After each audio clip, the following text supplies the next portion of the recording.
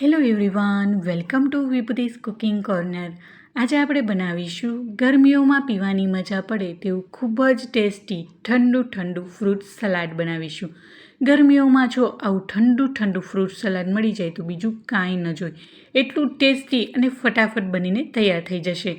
જો તમને મારી રેસિપીઓ ગમી હોય તો વિડીયોને લાઇક કરી શેર કરી દેજો અને મારી ચેનલમાં નવા આવ્યા હોય ને હજી સુધી વિભૂતિસ કુકિંગ કોર્નરને સબસ્ક્રાઈબ ના કરી હોય તો પ્લીઝ સબસ્ક્રાઈબ કરજો ને બાજુમાં આવેલું બેલ આઇકન બટનને પ્રેસ કરજો, જેથી આવનારી નવી રેસિપીના નોટિફિકેશન સૌથી પહેલાં તમારા સુધી મળી રહે. તો ચાલો બનાવીએ.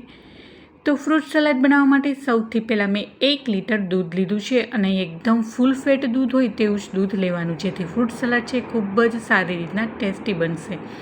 હવે અહીંયા ગેસની ફ્લેમને ચાલુ કરી દઈશું અને થોડી વારે ચમચાથી દૂધને મિક્સ કરીશું, જેથી દૂધ છે એ તળિયે બેસી ન જાય. હવે દૂધને એક બોઇલ આવે ત્યાં સુધી એને ગરમ કરીશું. હવે દૂધમાં એક બોઇલ આવે ત્યાં સુધી આપણે કસ્ટર્ડ પાવડરની સ્લરી બનાવીશું. તો તેના માટે 1/4 કપ જેટલું મેં ઠંડુ દૂધ લીધું છે.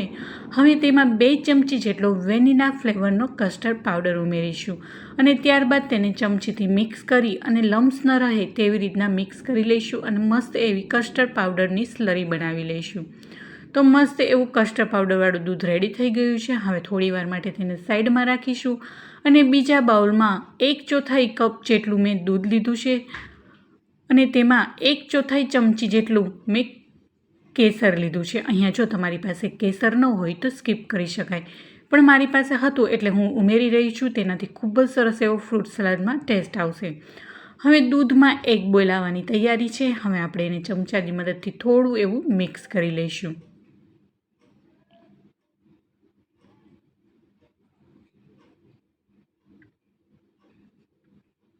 હવે તમે જોઈ શકો છો મસ્ત એવો દૂધનો એક બોઇલ આવી ગયો છે. હવે આ સ્ટેજ ઉપર ગેસની ફ્લેમને સ્લો કરી દઈશું.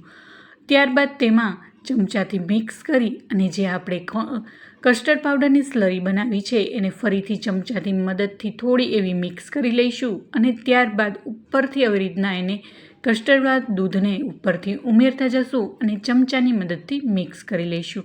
આ કસ્ટર્ડ પાવડર ઉમેરવાથી ફ્રૂટ સલાડમાં ખૂબ જ સરસ એવું થીક બને છે અને સાથે ટેસ્ટી પણ એટલું લાગે છે.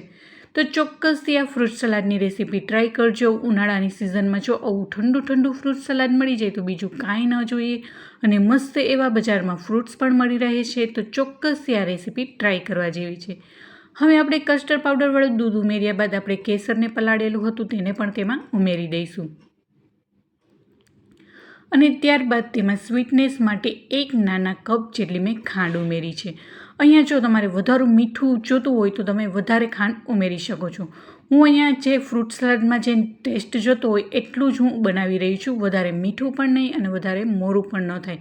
અને આપણે ફ્રૂટ ઉમેરીશું અને ફ્રૂટમાં પણ પોતાની એક સ્વીટનેસ હોય છે, માટે હું આટલું ઓછું જ ઉમેરી રહી છું. જો તમારે વધારે ખાંડ ઉમેરવી હોય તો ઉમેરી શકાય. આ સ્ટેજ ઉપર તમે થોડીવાર ખાંડ ઓગળી ગયા બાદ તમે એને ટેસ્ટ કરી અને ખાંડ ઉમેરવી હોય તો ઉમેરી શકો છો. હવે એને 5 થી 7 મિનિટ માટે ખૂબ જ સારી રીતના મીડિયમ ફ્લેમ પર એને ઉકળવા દઈશું, જેથી દૂધ છે એ વધારે ઘટ્ટ થઈ જાય અને ખાંડ પણ સારી રીતના ઓગળી જશે.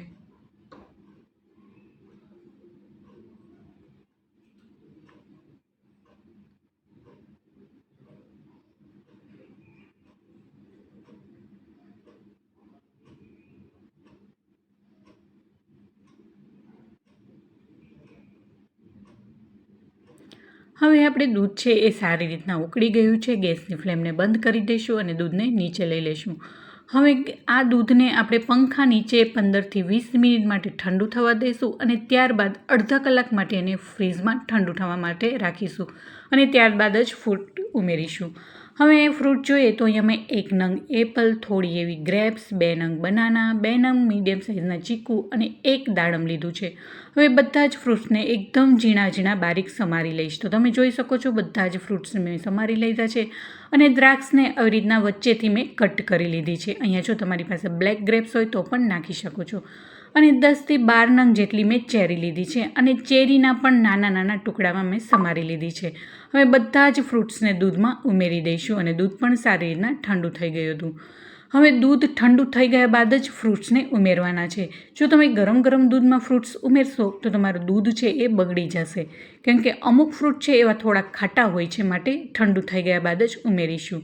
બધા જ ફ્રૂટ્સ ઉમેર્યા બાદ તેમાં જે ચેરી સમારીને રાખી હતી તે ચેરી પણ ઉમેરી દીધું અને 2 ચમચી જેટલી બદામની ફ્લેક્સ પણ ઉમેરી દીધી અને બધું જ સારી રીતના મિક્સ કરી દીધું અને ફરીથી એને 1 કલાક માટે સારી રીતના ફ્રીઝમાં ચિલ્ડ થવા માટે મૂકી દઈશું.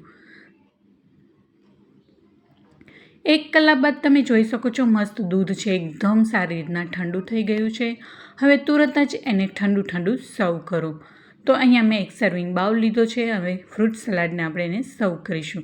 આવી રીતના ઠંડુ જ જ્યારે તમારે જમવાનું હોય ત્યારે જ એને પીરસવાનું અને આ ફ્રૂટ સલાડ છે ઠંડુ જ પીવાની બહુ જ મજા આવે છે.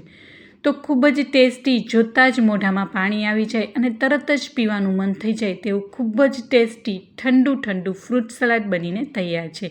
તો ચોક્કસથી આ ગરમીઓમાં ફ્રૂટ સલાડની રેસીપીને જરૂરથી ટ્રાય કરજો. જો તમને મારી રેસીપી ગમી હોય તો વિડીયોને લાઇક કરજો.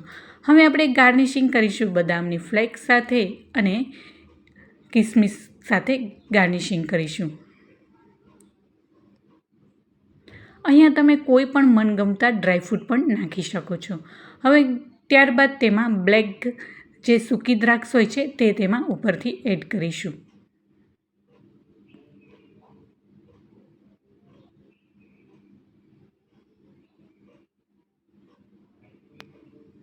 તો તૈયાર છે મસ્ત એવું ઠંડુ ફ્રૂટ સલાડ.